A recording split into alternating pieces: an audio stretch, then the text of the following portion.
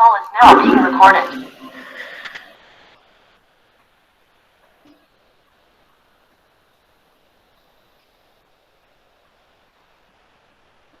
Fernando?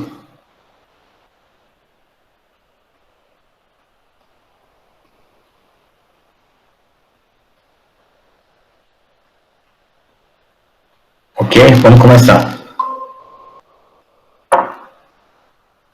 Ok, obrigado.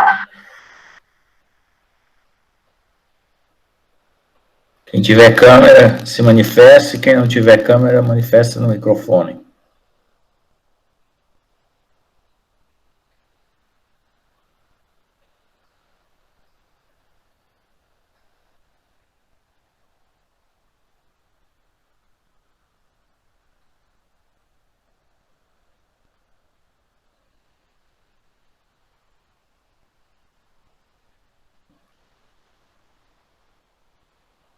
Boa tarde, professor.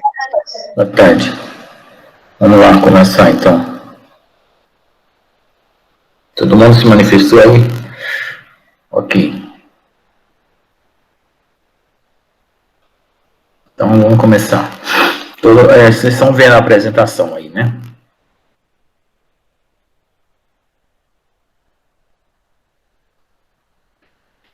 Então, nessa segunda matéria, nós vamos começar um novo estudo usando o campo de tensão, deformação, a lei da elasticidade, e nós vamos tratar os problemas de vigas, problemas de tração, torção, cisalhamento e flexão. Então, a primeira coisa que nós vamos aprender é o campo de tensão, analisar um campo de tensão. Esse campo de tensão ele pode ser de tração, compressão, cisalhamento, enfim. Pode ser um carregamento combinado e assim por diante. Então, nós vamos trabalhar com a lei de Hooke, porque antes não tinha nada a ver com a lei de Hooke. Se nós contarmos com as 3 leis de Newton mais a lei de Hooke, vai dar uma 4ª lei, que é válida para os materiais. Então, normalmente, a gente estuda na física e na engenharia um fenômeno que seja mecânico, elétrico, magnético, óptico, e eles têm relações de causa e efeito. Então, existe uma causa e um correspondente efeito para isso. E a partir daí nós estudamos as propriedades dos materiais. No caso das propriedades mecânicas, né, nós temos aplicação de uma tensão, que é uma causa, e ocorre deformações elásticas e plásticas. No caso de propriedades térmicas, nós temos um calor e o efeito da temperatura, dilatação, fusão e assim por diante. No caso das propriedades elétricas, nós aplicamos um campo elétrico e observamos corrente, dissipação de calor. E propriedades magnéticas, aplicamos um campo magnético e ocorre a magnetização, dissipação térmica, enfim. Ótica, nós aplicamos luz e observamos efeitos de polarização, refração, difração, assim por diante.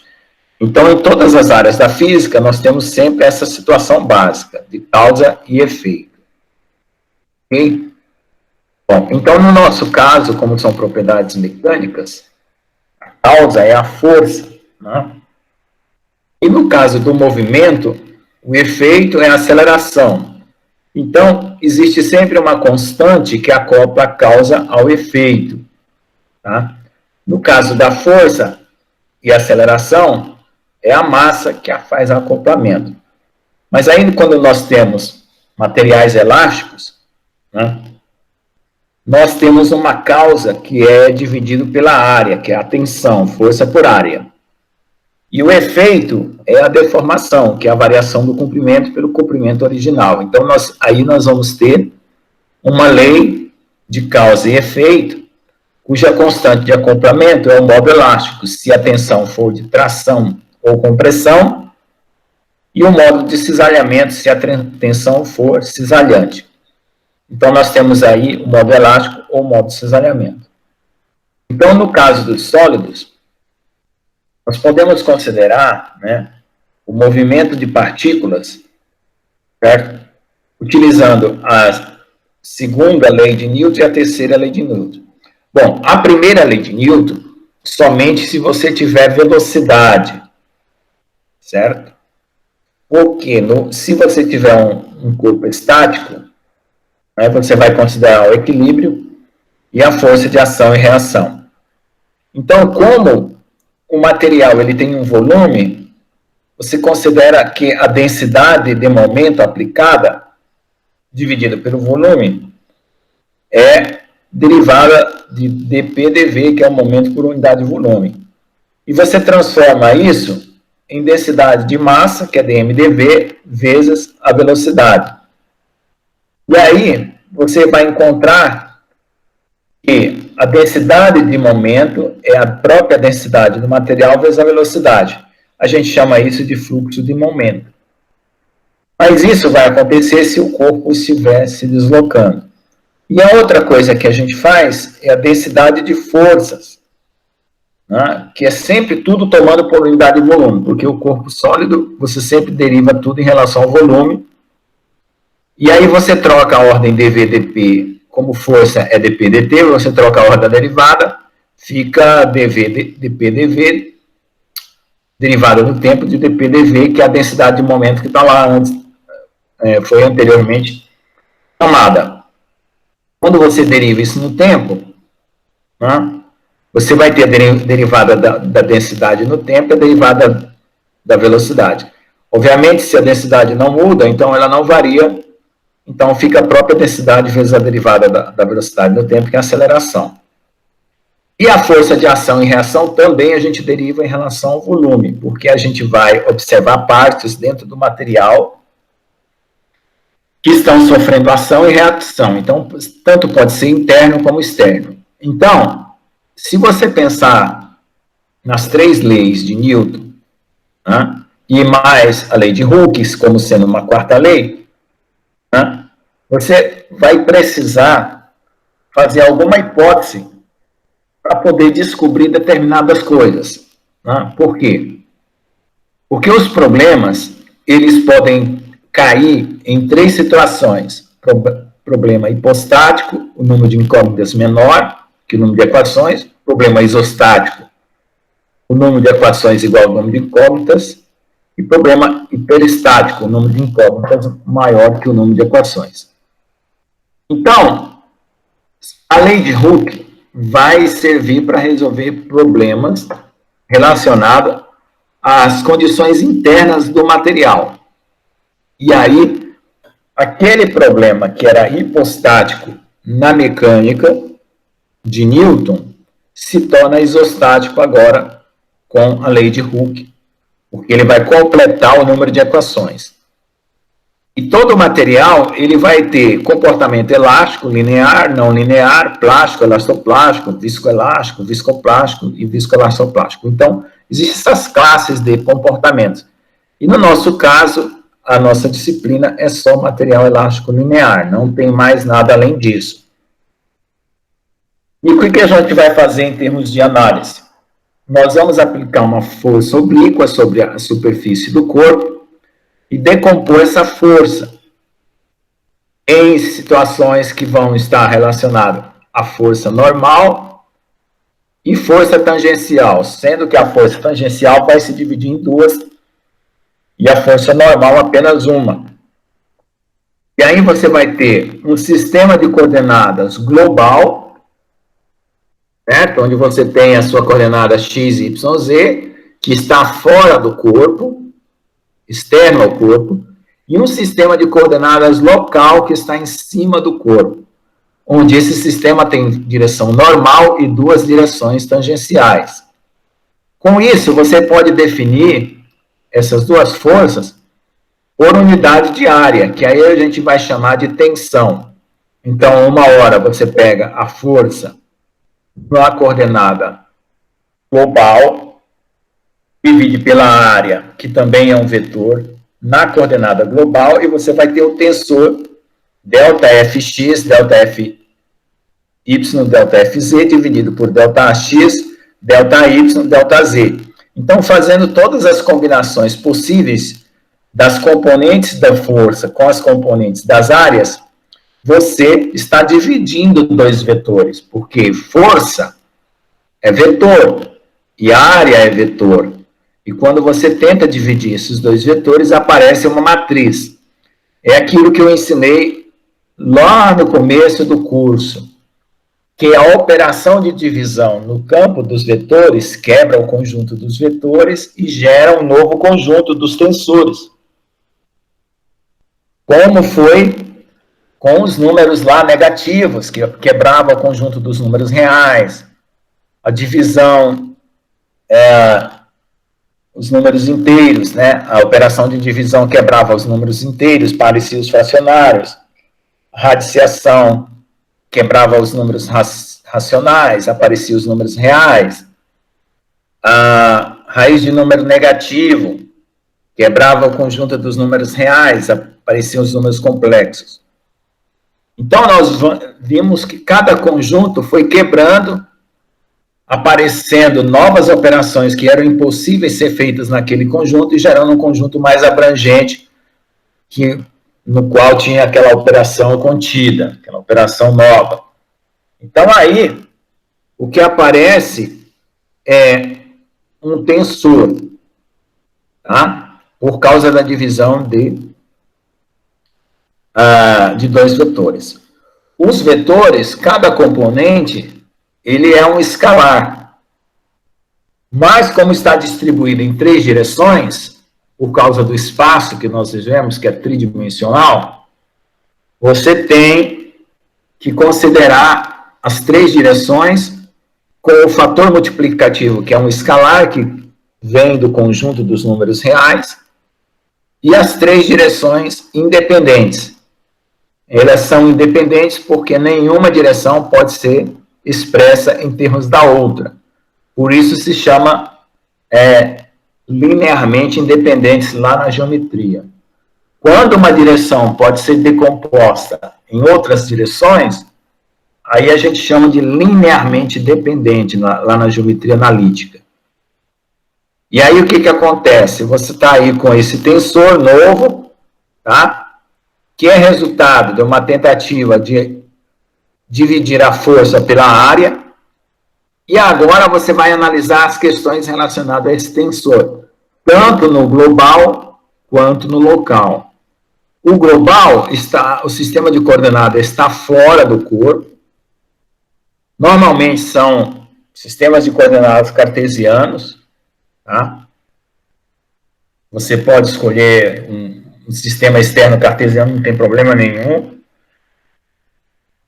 Você pode escolher um sistema de coordenadas cilíndrico ou esférico, que já foi visto naquele capítulo do ponto material do curso passado, que eu mostrei os três sistemas de coordenadas. Aí, no local, você vai ter que levar em conta o vetor normal no ponto de aplicação da força, com o elemento de área a ser considerado. Então, você tem o vetor força, tá? E o elemento de área. Esse vetor força dividido pelo elemento de área dá a tensão naquele ponto, que vai ter componentes normais e tangenciais. Então, basicamente é isso. Então, se você fizer um sistema de coordenadas generalizado, né, ao invés de ser x, y e z, você chama de E1, E2, E3, porque são três direções independentes, e aí você substitui conforme a geometria do corpo. Se o corpo é retangular, eu uso retangular. Se o corpo tem forma cilíndrica, eu uso coordenada cilíndrica. Se for esférica, eu uso coordenada esférica.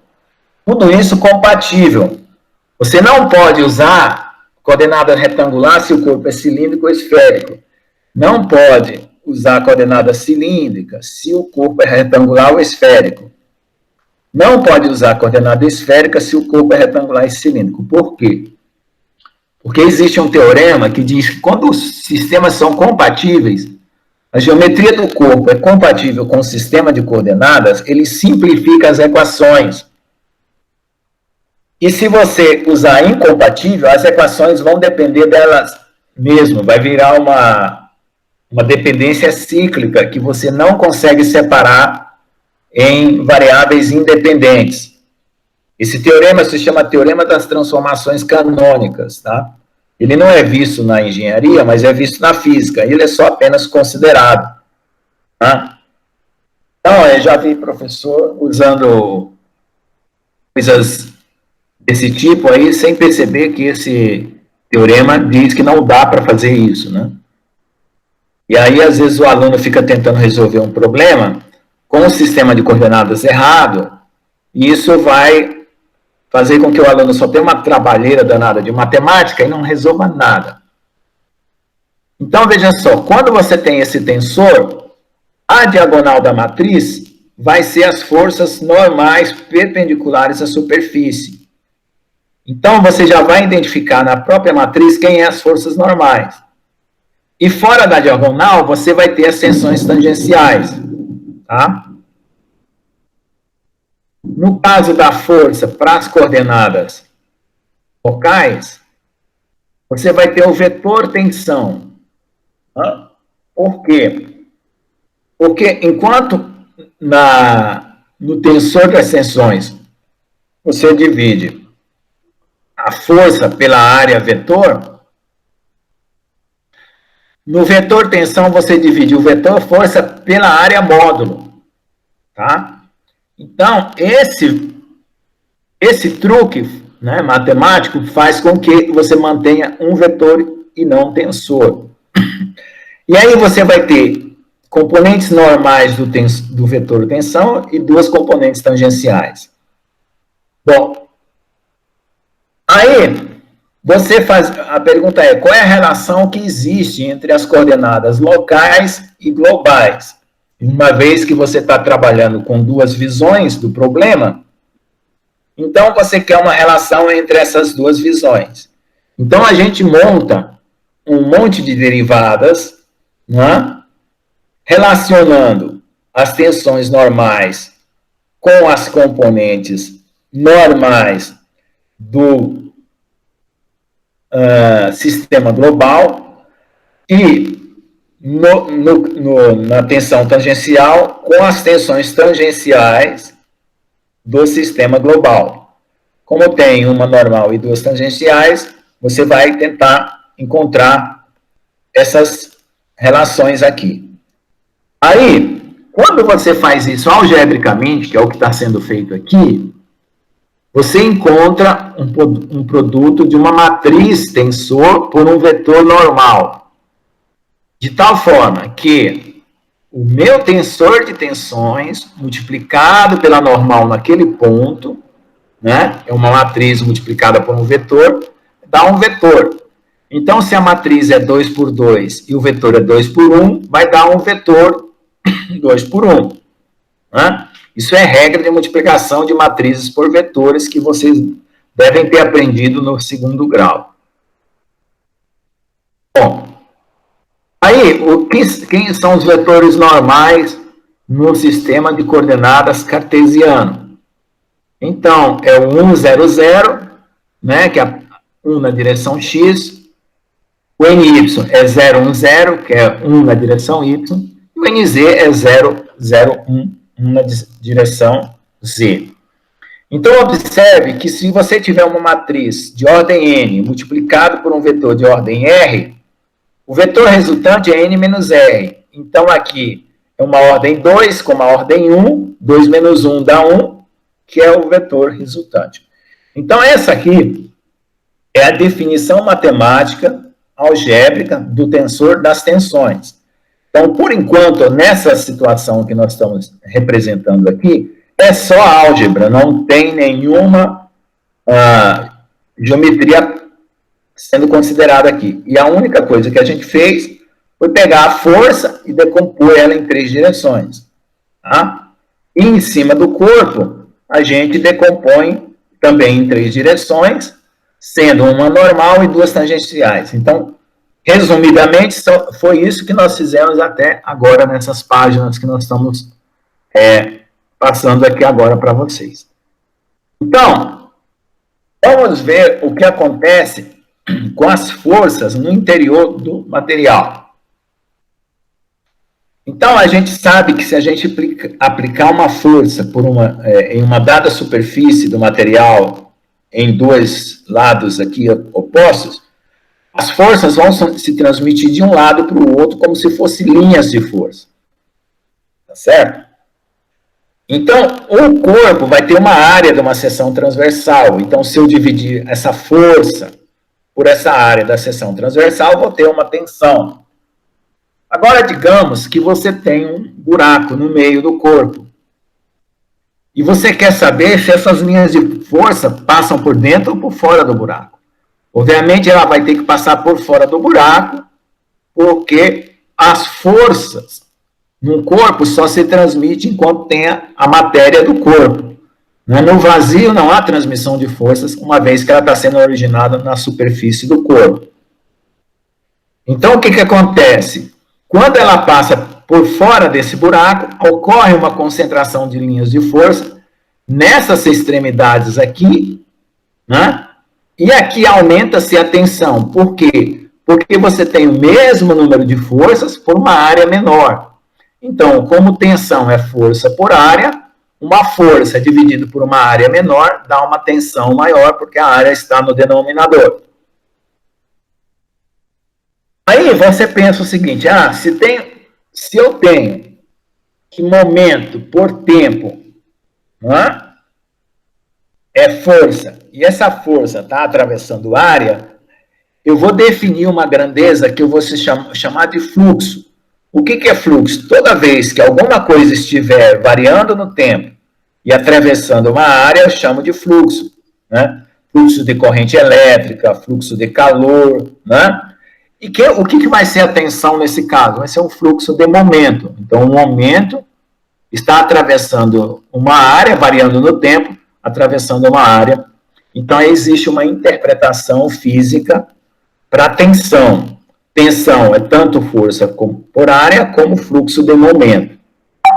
Se houver escoamento, fica muito claro porque o escoamento é um tipo de movimento.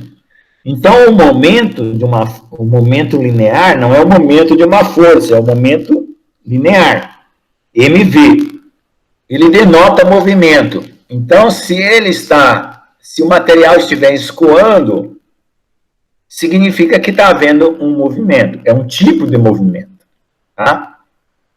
Uma outra forma de interpretar a tensão, uma vez que a gente já definiu matematicamente, nós estamos dando duas interpretações para a tensão aqui. Então, você multiplica a força por deslocamento, vai ter um trabalho, uma energia, e a área por um deslocamento, que a área por um deslocamento vai ter um volume. Então, vai ficar energia por volume. Então, tensão é também energia por volume. Então, nós temos três interpretações para tensão. Tensão é força por área, é fluxo de momento ou densidade de energia. Então, cada interpretação vai ser usada conforme a situação. Tá? Então, essas interpretações nos levam a concluir que não há transmissão de energia por meio de forças mecânicas se não há um meio material. Então, forças mecânicas só se transmite por meio material. Essa é uma conclusão que nós estamos tirando dessa análise matemática que nós acabamos de fazer. Então, quanto maior a área, menor a concentração de tensão e vice-versa. Se a área for menor, maior a concentração de tensão. Segunda conclusão, regiões vazias ou poros não transmitem forças. Trincas também não transmitem forças por dentro da trinca. E a outra coisa é que do lado de fora das trincas, dos poros e dos defeitos, ou das regiões vazias, do lado de fora vai haver concentração de tensão.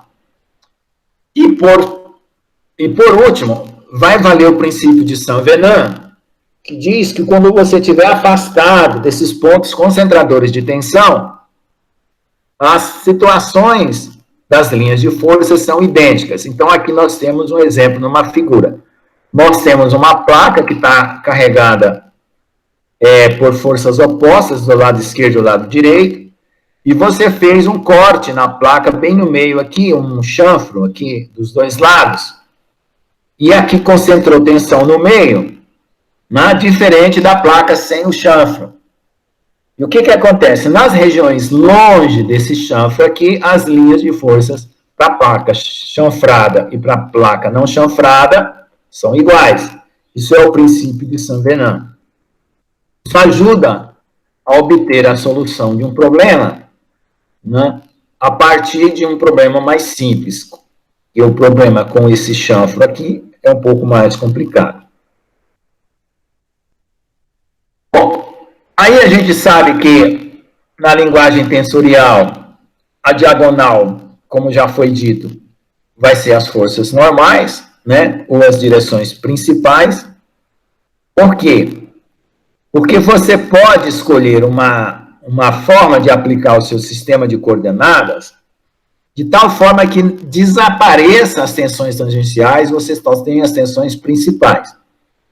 Normalmente, se o corpo tiver forma retangular, é muito óbvio que as direções principais são as direções do XY do corpo, vamos dizer assim, né? As direções que estão compatíveis com a forma do corpo. Serão as próprias direções principais. Então, nesse caso, as linhas de forças não mostram nenhum cisalhamento, portanto, a matriz ela é diagonal. Agora, pode ser que você queira representar as forças, né, em um sistema de coordenadas oblíquo, inclinado em relação às linhas de força. Se você fizer isso, a forma inclinada do teu sistema de coordenada em relação às linhas de forças dá lugar a tensões tangenciais. Então, tensão tangencial é uma coisa que está dependendo, né, da direção do teu sistema de coordenadas dentro do corpo. Portanto, é sempre possível encontrar um sistema de coordenadas capaz de me dar as direções principais. E isso vai ser útil para entender problemas de fratura lá na frente. Tá? Então, o Saint-Venant, né, o nome dele é Adhemar Jean-Claude Barré de Saint-Venant, era um francês teórico da teoria da elasticidade, e ele disse o seguinte: a diferença entre os efeitos de duas cargas diferentes, mas estaticamente equivalentes, torna-se muito pequena às distâncias suficientemente grandes da carga. Tá? Então, aqui é uma citação histórica, né, para você saber. E aqui tem mais um exemplo do princípio de Saint-Venant, onde você, pegando um corpo de força concentrada, subtraindo a parte concentrada, é igual a um corpo com uma distribuição uniforme de força. Né? Bom, uma vez que você sabe, né, distribuir tensão no corpo, ou seja, pega a força, divide pela área, ponto a ponto, você vai percorrer todas as áreas que vai formando a superfície do corpo. Então, você faz uma malha, uma subdivisão do corpo em pedacinhos, para você ver a posição da força em relação aos pontos de aplicação. Então, o que vai acontecer também com o corpo, uma vez que ele está sob força? Uma deformação. Então, agora nós vamos fazer uma pequena análise da deformação. Então, a deformação ela é vista a partir do estado original do corpo, onde depois de deformado, ele apresenta uma forma diferente em relação ao original. Então, aqui nós temos um vetor U, que estava paralelo ao corpo, e depois de deformado, ele passou a ser U', e você tem uma deformação, que é a diferença entre os dois vetores, ΔU. Isso acontece por uma posição R, que vai localizar todas as deformações em cada ponto do corpo. Então, esse R fica uma variável, um vetor variável, que vai percorrendo todo o corpo. Então, obviamente, se o vetor R percorre todo o corpo, esse ΔU, que é a deformação, depende de R, porque cada ponto do corpo está se deformando de forma diferente, porque a gente não está aplicando apenas um único tipo de deformação, né? Uma deformação simples, uniaxial. Não, nós estamos esperando qualquer tipo de deformação. E como R depende das coordenadas x, y e z, certamente ΔU depende de x, y e z. Então, como é que você define a deformação? Você pega o ΔU, divide por U, que é a posição dos dois pontos originais que você tomou como referência. Como o vetor U tem componentes o x, o y e o z, ΔU também vai ter componentes ΔUx, ΔY, ΔZ. A divisão desses dois vetores vai produzir um tensor. Exatamente por quê? Porque não existe divisão de vetores no mundo dos vetores. Você tem que ir lá para um outro, né, campo chamado campo tensorial. Essa divisão quebra o conjunto dos vetores e gera uma matriz. Certo?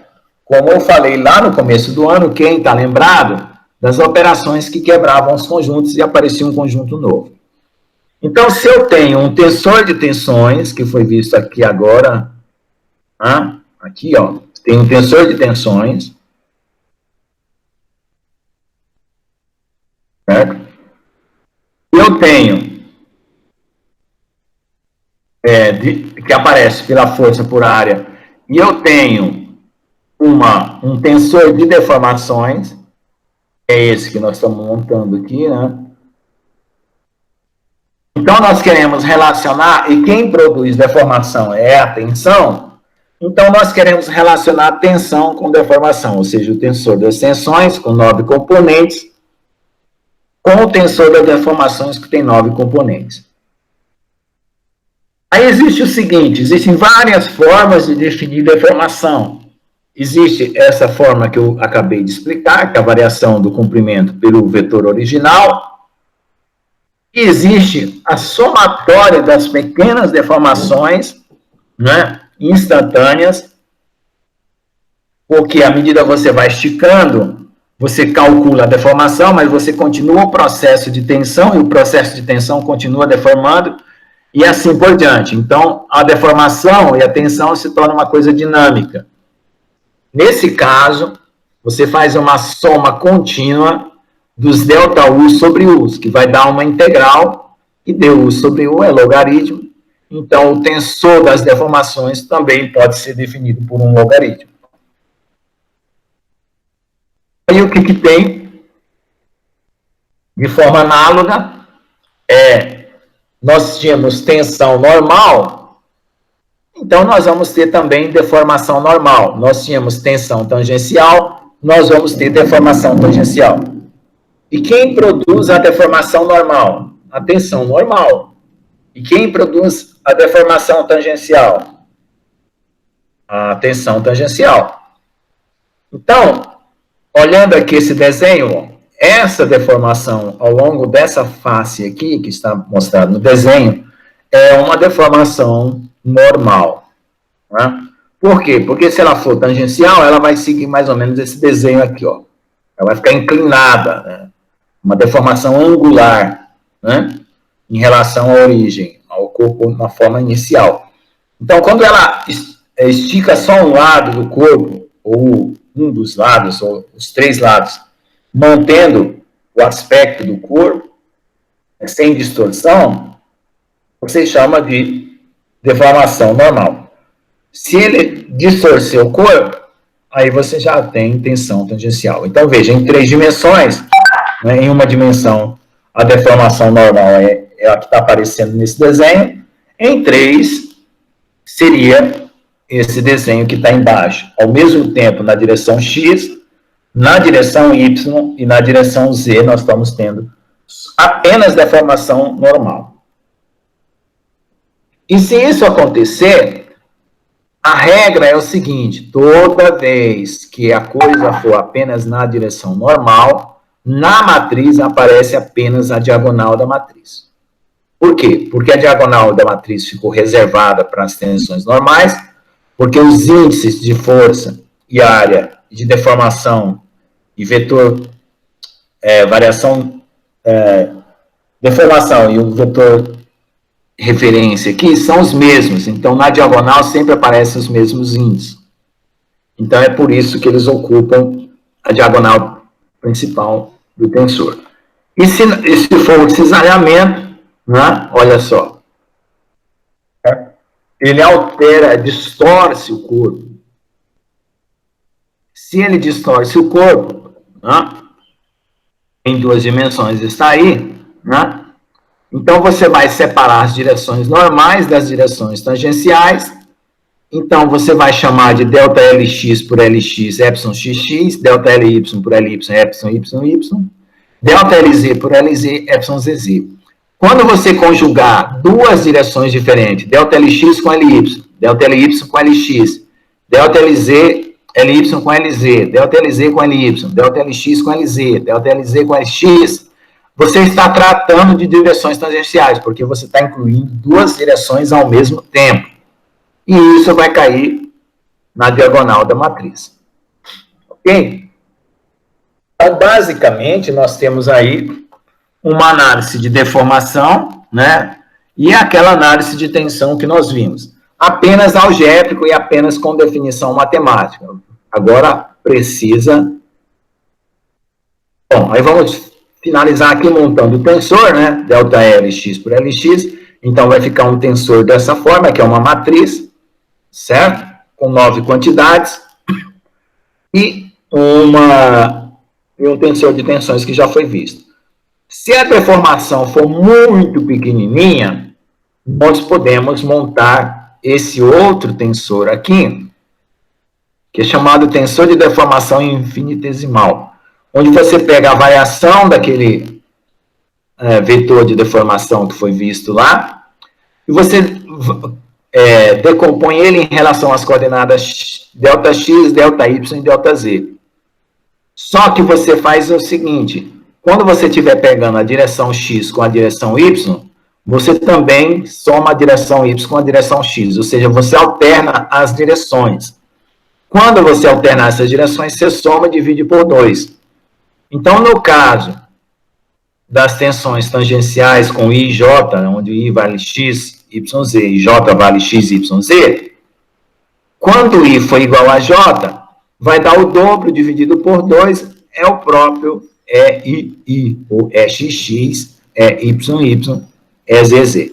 Então, essa operação matemática aqui faz com que você separe as tensões, as deformações normais das deformações tangenciais. E se você quiser usar a notação de gradiente, que é essa notação de derivada tridimensional ao mesmo tempo, dx, dy, dz, né? Esse delta aqui, que é esse triângulo de cabeça para baixo, é o nabla, ele está pegando esse vetor e derivando x, y, z ao mesmo tempo. Aí você expressa a mesma equação 964 de forma análoga com a 965, usando essa notação de derivada tridimensional ao mesmo tempo. Então, o que nós temos aí? É preciso conhecer bem essa questão de derivar, né, lá da geometria analítica, por isso que no curso de engenharia tem que ter geometria analítica, e saber derivar nas 3 direções ao mesmo tempo, assim como saber integrar nas 3 direções, integral simples, dupla e tripla, derivada simples, dupla e tripla, né, ou derivadas parciais, como vocês queiram chamar. Aí tem uma coisa que acontece com todos os materiais, que é o seguinte, quando você estica ele de um lado, ele comprime do outro. Quando você comprime de um lado, ele estica do outro. Então, numa direção, se você tracionar ele nas direções perpendiculares, ele vai reduzir. Isso foi estudado por Siméon Denis Poisson, em Paris, né? Ele nasceu em 1781, morreu em 1840, ele era um físico matemático. E ele definiu o chamado coeficiente de Poisson. O que é o coeficiente de Poisson? Você divide a deformação de uma direção pela deformação na direção perpendicular. Então, fazendo isso, você define, por exemplo, esse modo μ de Poisson, que você está pegando a direção radial, dividindo pela direção longitudinal. E aí, veja o que acontece. A direção radial, ela tem deformação menor do que a direção longitudinal. Certo? Por quê? Porque a deformação é proporcional ao comprimento. Quanto maior o comprimento, maior a deformação. Então, não esqueçam de que sempre a deformação maior vai no denominador. E por que ele colocou um sinal de negativo aqui? Porque é o seguinte, as deformações elas são opostas. Quando uma é de compressão, a outra é de tração. Como é uma de tração, a outra de compressão.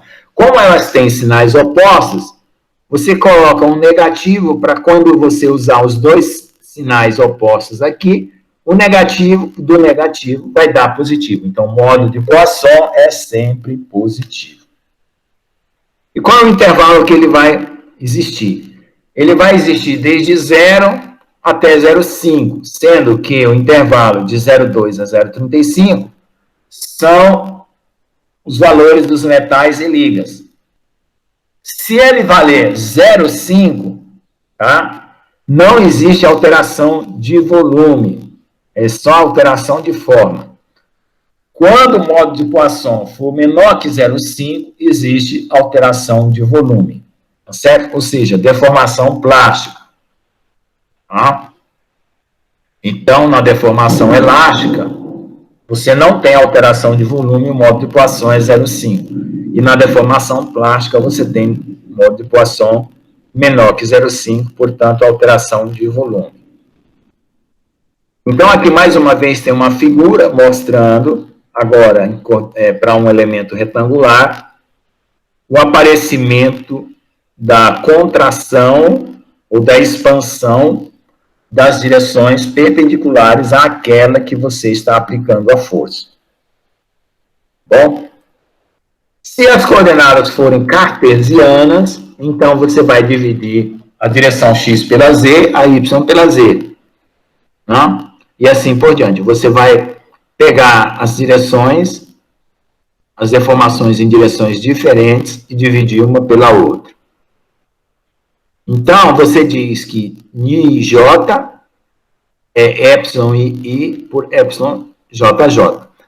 Então, como o material é isotrópico, normalmente ele é isotrópico, essa divisão fica igual para qualquer direção. Então, esse índice J do modo de Poisson, ele não aparece. Ele só vai aparecer se o material não for isotrópico, ou seja, se depender da direção.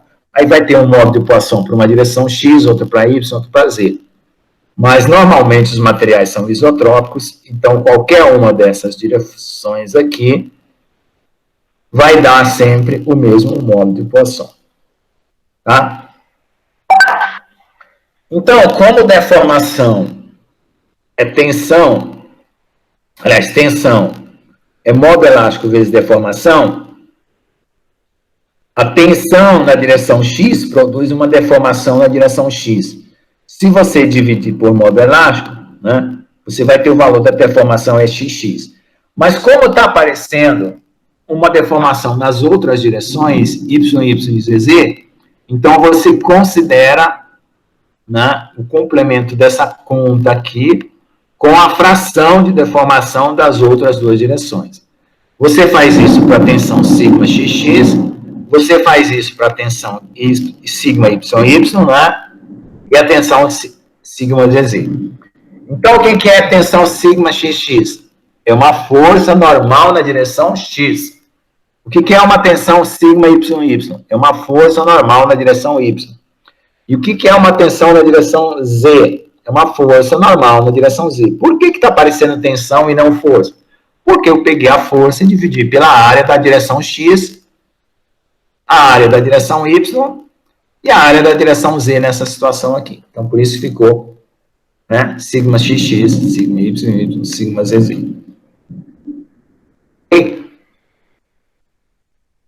Então, aqui tem uns exercícios que eu sugiro vocês, que já tem uma hora de aula aqui, é só isso hoje, por causa que daqui a pouco minha internet cai, começa uma tempestade aqui. Vocês dêem uma lida nesse exercício, porque tudo isso aqui vai ser transformado em perguntas do formulário. E aí vocês já se preparem para essas perguntas, tá? Então, aqui no final da apostila, eu já vou postar essa apostila lá. E na próxima aula, a gente entra com elasticidade linear. Obviamente que essa aula aqui vai ter bastante dúvida, porque o assunto é novo. Então, vocês não estão acostumados com essa notação, com esses conceitos. Tem que se acostumar com o vocabulário. Tem que assistir essa aula 1 ou 2 vezes.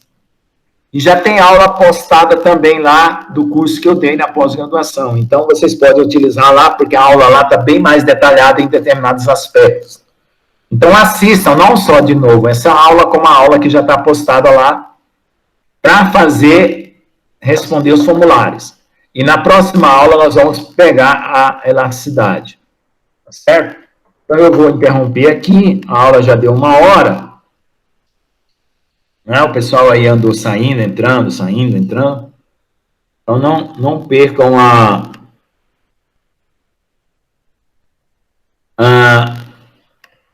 essa situação aí que eu vou postar agora, tá?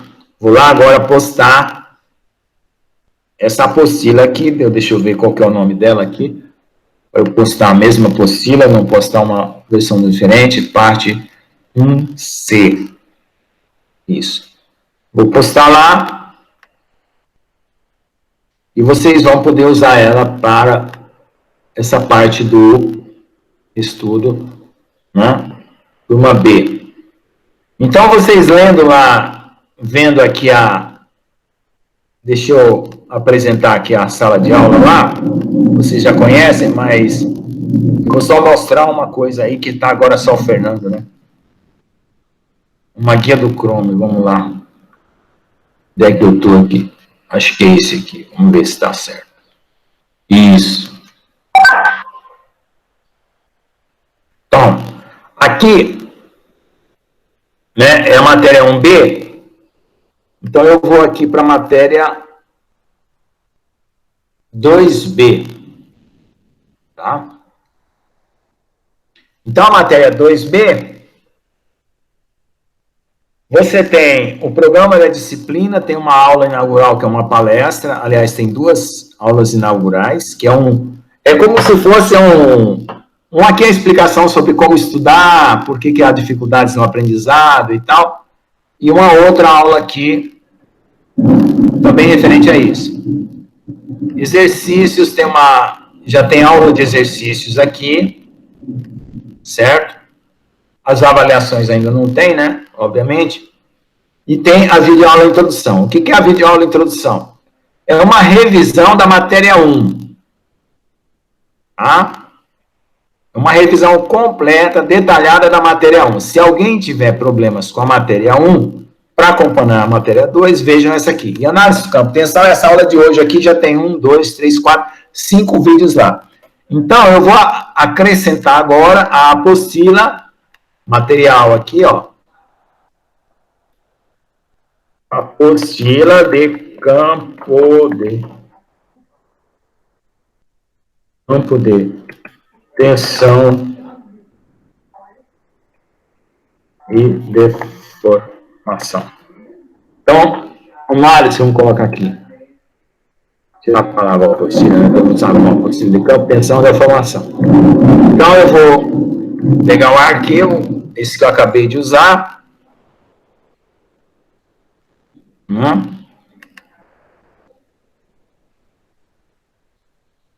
Materiais 1C. Ok? E vou postar lá.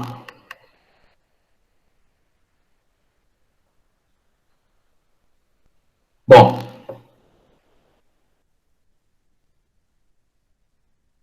Então, vai estar lá já.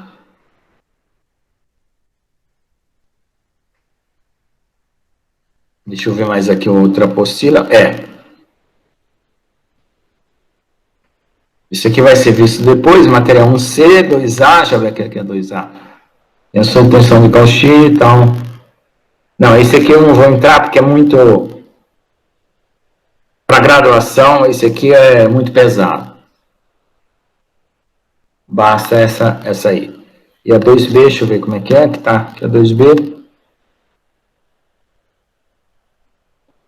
É quase a mesma coisa. Tá. A 2B talvez sim. Deixa Deixa eu ver a 3A.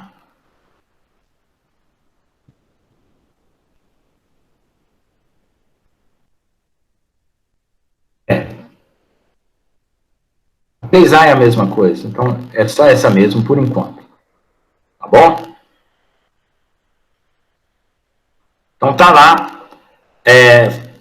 Análise de campo de tensão, deformação, eu vou colocar aqui no tópico análise de deformação, campo de tensão. Isso, tá postado lá da aula de hoje. Então, nesse tópico, então lembre-se, a matéria, ela tem um prelúdio aqui, certo? Com uma apresentação da disciplina, com as videoaulas de introdução, então tem bastante horas de aula aqui, como cada matéria aqui tem aulas são 3 horas de aula, então deve ter pelo menos 6 horas de aula para vocês fazerem aí uma recordação da matéria anterior, caso tenham alguma dificuldade, tá bom? Então tá aí a apostila lá, certo? E ainda vou colocar a aula de hoje depois dessa gravação. Alguma pergunta, alguma dúvida a ser tirada agora? Fale agora ou cale-se para sempre, né? Fernando, alguma parte que você não entendeu? Embora a aula também... Bom disse, professor. É um negócio de reassistir, ler, ver as videoaulas e ir compreendendo, né? Vai ter muita dúvida, gente, porque agora os exercícios são mais pesados, eu falei. Vocês vão ter que considerar tudo que vocês já sabem, certo? Junto com a elasticidade. Aquelas análises que a gente fez de viga, vai voltar só com a teoria da elasticidade e nós vamos analisar a seção transversal do material também, tá? As deformações e as tensões no interior do material. Então, não pode esquecer o que ficou para trás. Então, faça uma revisão, se tem algum conceito que vocês não viram, não entenderam bem, e dessa aula também. Tá bom? Eu vou encerrar aqui a gravação, senão vai prejudicar, porque está começando uma tempestade forte aqui, pode... Tá bom? Próxima aula, como aqui já passou do horário, vocês apareçam no horário certinho, que aí eu faço uma aula de 2 horas, explico 1 hora e tiro dúvidas durante a hora seguinte. E a outra coisa é o seguinte, aula, formulário, debate e prova. Então, já vou preparar essa semana perguntas relacionadas a esta aula para um formulário. Tá? Ok? Então, para vocês já terem a avaliação. As notas de vocês já estão prontas. Todo mundo passou, graças a Deus. Só não passou quem abandonou o curso. Uns passaram com boas notas, outras com notas menores, mas todos passaram. E eu vou fazer uma última conferência dos cálculos de nota e depois eu vou mandar para vocês, se vocês quiserem reclamar algum ponto, alguma coisa, pode reclamar, que ainda dá para alterar, tá bom? Mas já está pronta as notas de todas as avaliações. Muito obrigado.